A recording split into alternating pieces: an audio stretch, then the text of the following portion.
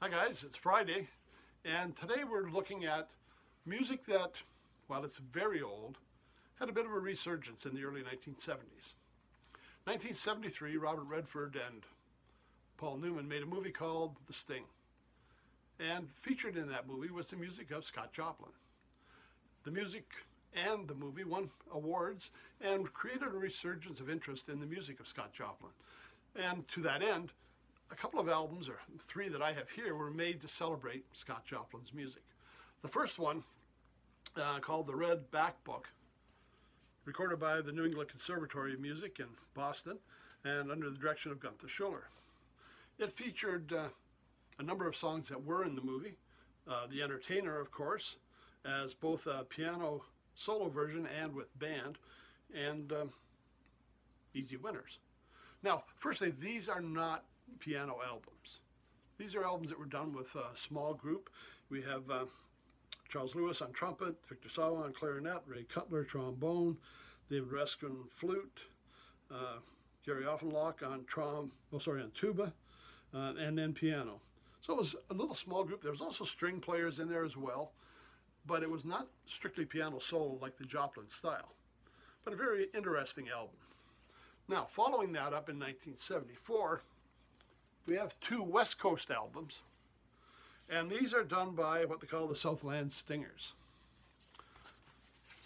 I have one called Palm Leaf Rag, and the second one, Magnetic Rag. And these are using players from the West Coast, session players, people that I'm a little more familiar with. Just to give you an example on here, personnel, we've got on trumpet, Johnny Adino. We talked about him, I think last week when we featured Doc Severinsen and the Tonight Show Band. Johnny was one of the lead trumpet players with that group. He was also playing lead trumpet with Louis Bellson's band. And he shows up on a lot of TV and movie work. So, again, the session players, Johnny Adino, we had Dick Nash on trombone. We got Sally Mann on drums.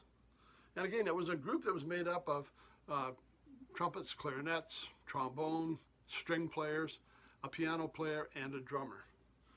Now, again, there's a lot of stuff on here. Unless you're really familiar with Scott Joplin's music, the names may not mean much to you. But the style of music and the way they've done it with a small group is really very interesting. Also, the second album I showed you, or Palm Leaf Rag, also features a lot of those same players.